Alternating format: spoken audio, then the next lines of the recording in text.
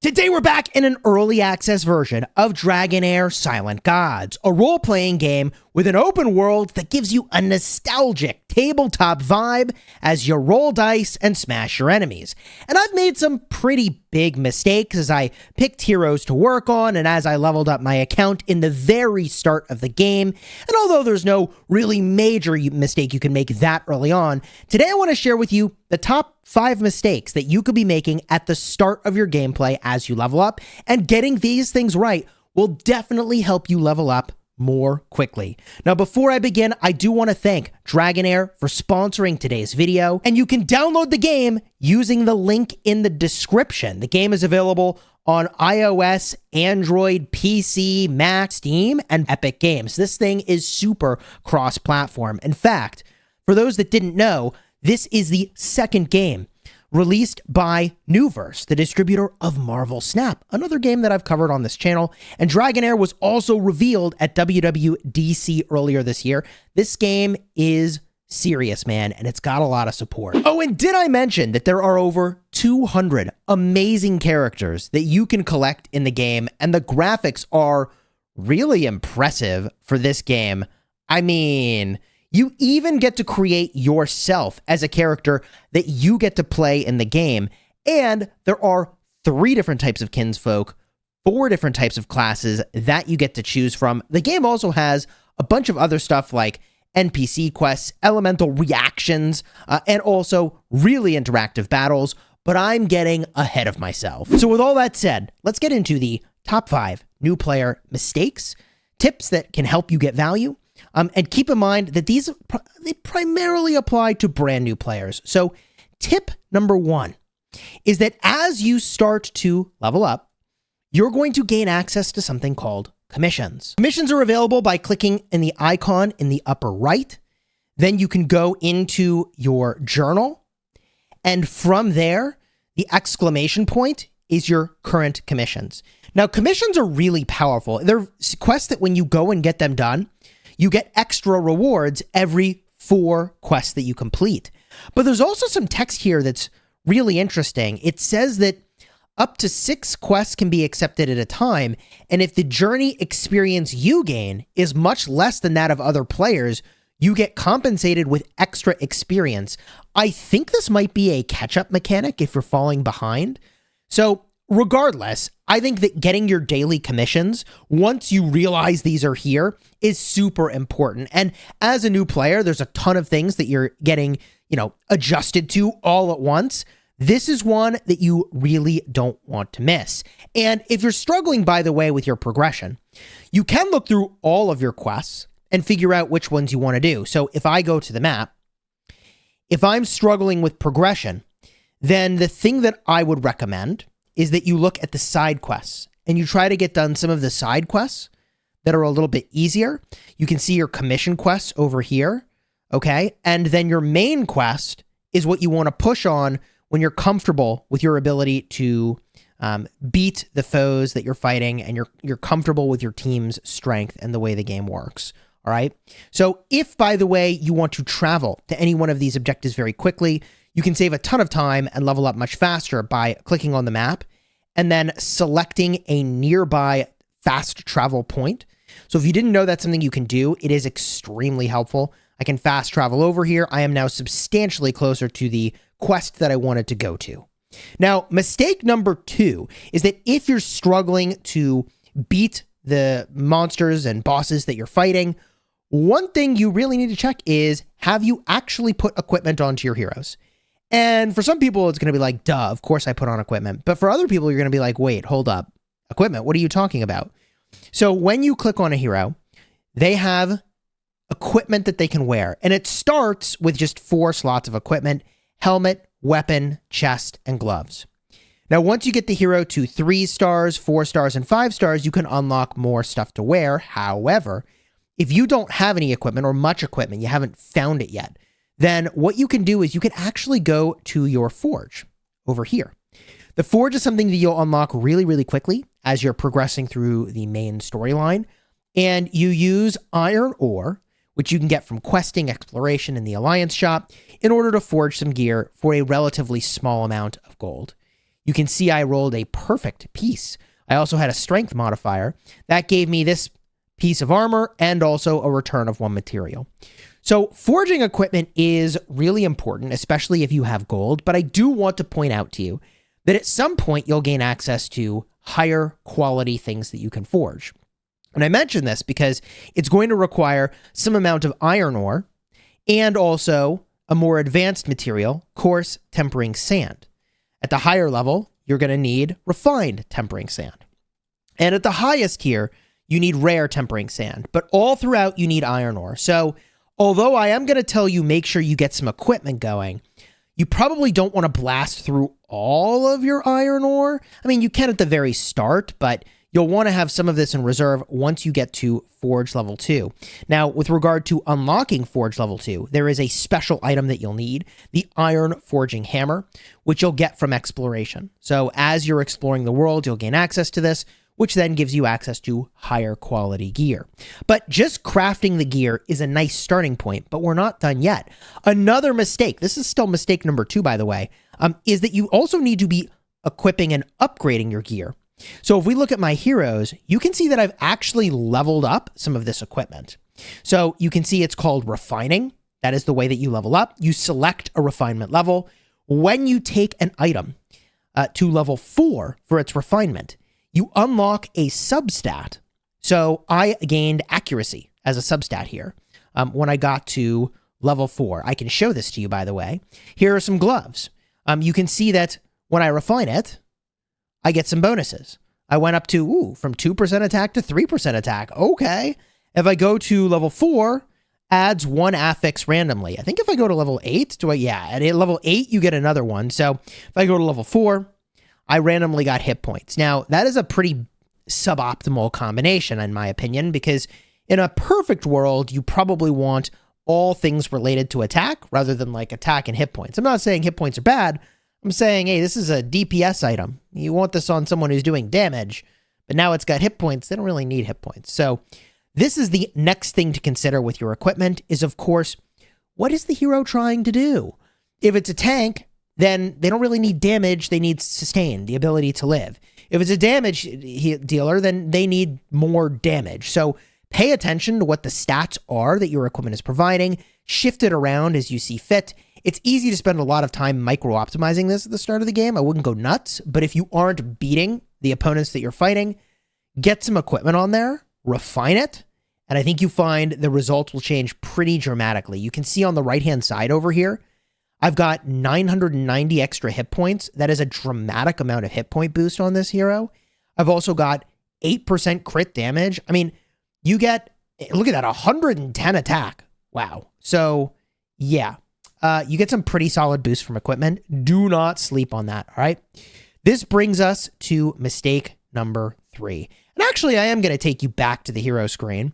Mistake number 3 is level capping your heroes. And I actually did this on purpose just to show this to you. I took my hero. This is me, Chisgul. What's up? Dwarf, dwarves are stout, reliable. Anyways, I took myself to level 30, and I actually can't level up anymore, which is a little bit of a bummer. When you get to level 30, you need to have this item over here, fire sandstones. Now, these fire sandstones are needed for this particular type of fire hero.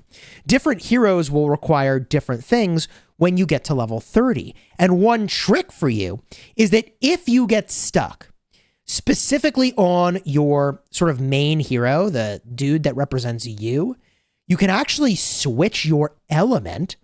And like I was saying, different elements require different materials in order to actually get past level 30 and to star up. So you can see I'm now using the frost element on my hero. This becomes available to you as you progress through the story.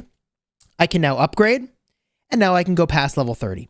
So whereas before I was stuck at level 30, now I can go past it, which is pretty cool. In fact, I can get to level 50 before I'll ultimately be capped again. Now, as a reminder, I'm playing on a test server, so I have an irregular amount of these particular items over here so that I could level up a whole heck of a lot if I wanted, but you get the idea. Now, you may be wondering, well, Chisgul, how do you go get these items that you need to get past level 30? And that will be a part of the main quest line there's going to be dungeons that offer you these rewards. If I scroll out, here they are on the map, the Flame Domain, the Frost Domain, also the Tempest Domain, and there may be more of these, there probably are, that I haven't uncovered yet. So that's where you can get some of those in order to get past the level cap. Now, what happens if you are at the level cap? It's my understanding that you're not actually continuing to gain experience if you are level capped. I could be wrong. It could be that you're accumulating the experience and it's just sitting there. I'm actually not sure.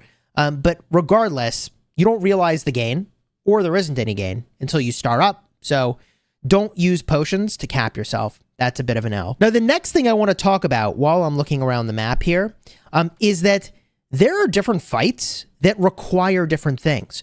For example, if I make my way over to the Flame Domain, I can fast travel over directly to it. And in the Flame Domain, you take a lot of fire debuffs, if I remember correctly. Well, there are heroes that are really good for dealing with that. So mistake number 4 is to actually tunnel vision a very small number of heroes at the sort of exclusivity of actually using heroes that you need to get the job done. As yet another example, there is a challenge that you'll have access to if I go back to the map. And it is a time attack challenge. This right over here, the Goblin Lair. You're trying to rush through the level as fast as you can.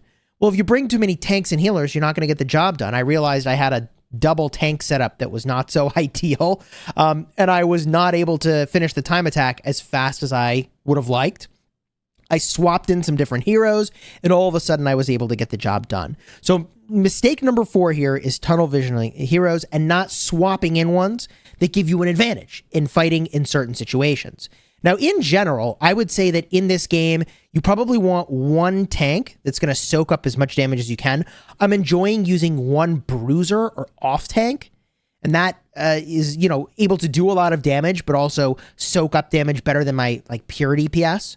I then use 2 pure DPS heroes, and then I try to have a healer in the mix as well. Now, this particular healer seems to be a really good tank as well. Look at that plate armor, baby. Woo! So I've been having a lot of fun with a off-tank healer, which is a pretty cool role, instead of a squishy healer that's sitting in the back. Actually, dude, Scylla, she is freaking awesome, man. I'm really enjoying using her, okay? Now, this brings us to mistake number 5, and we sort of bring it all together here, right? So in the Goblin Lairs and also the dungeons we were looking at earlier, you need stamina to go and do these. And like I said, I'm on a test server, so I have a silly amount of stamina here, but when you're playing, you want your stamina to always be regenerating. You never want to be over your cap for stamina. So, you can get more stamina, you can have items that restore it, but this will recover over time. Mine isn't because I'm full, but this recovers over time, so you want this to be working in your favor, recovering, because look, the more stamina you're able to efficiently spend, the more rewards you're getting, right? It's like pretty straightforward. So you really don't want your stamina to cap, even if you're not sure what the best thing is to go and do at the start of the game. Doing something is better than letting your stamina cap and then getting nothing at all, and having this currency just sit here. And by the way, as one bonus tip, if you're going and doing any of these levels, like we can jam on this one over here, if your heroes are low health, don't forget to use a consumable as you're out questing in the world. Doesn't look like I actually need to use one here, so I'm going to back out, flee the battle. That might end up using the currency. Let's see if it does, actually. Did fleeing the battle use the currency? It did not. Very good. Because I hadn't started it, I guess it didn't use the currency. But when you go to your camp, you're going to have a lot of food. You can use the food to heal your heroes, which is a big deal. I've got 40 of this basic tonic potion. You get a ton of this just as you're playing the game, and you can also prepare more of it. So for example, I can go cook this now. Bada boom. So my bonus tip to you. Okay, perfect roll. Let's go. Extra food. GG, baby. As that bonus tip to you, if you're struggling on levels, you know, it's pretty obvious, but make sure you heal up beforehand. And where you can, if you have a healer, you can sometimes prolong the fight, get off a few extra heals toward the end of the fight, just so that your next fight, you start really healthy. Now, as I mentioned, I've really enjoyed playing Dragonheir Silent Gods. I particularly like doing the pulls for heroes. I mean, these legendaries, by the way, they do deliver on the promise. They hit harder, they tank better, the abilities are cool. So as I round out this video, I'll go do a couple pulls over here, okay? And we can jam these out. A big thank you again to Dragonheir Silent Gods for sponsoring today's video. There will be more Dragonheir Silent Gods on the channel, so consider subscribing if you haven't already, so that when those videos drop, you don't miss it. Also, if you want to try the game, check out the link in the description. I mean, dude, the art here is freaking awesome. I really appreciate the quality of the art in this game. It's quite excellent. So check the link in the description if you want to download the game. Thank you again, Dragonheir Silent Gods, for sponsoring today's video. If you want to see the other videos I made about this game, cards will be in the end screen in just a second. Hold up, we got a legend! Whoa, okay, hold up! Hold up! Hold up! Nope! Hold up! Nope! Epic. Actually, pretty cool. She is really good. I actually really, really like this. Oh, he's really good. He? She? She? Oh, man. I think it's a she. Dwarves. I mean, you know, dwarves, that's how it goes. No beard, it's got to be a she. Although dwarves, don't they sometimes have beards? Okay, anyways, female dwarves, whatever. Come on. Oh, dude! Tower! Look at this guy. Bro. He's got a freaking noxious mushroom with freaking eyeballs in it on his freaking hat. Okay. Bro, chaotic evil. You don't say. Gosh, you don't say. Each debuff on the enemies on the field gives 2% reduction to the hero. Stacks up to 10 times. Bro. Snicker mushroom plants mushrooms around the enemies, which will taunt them? Taunt mushrooms? Dude, the heroes in this game are cool, man.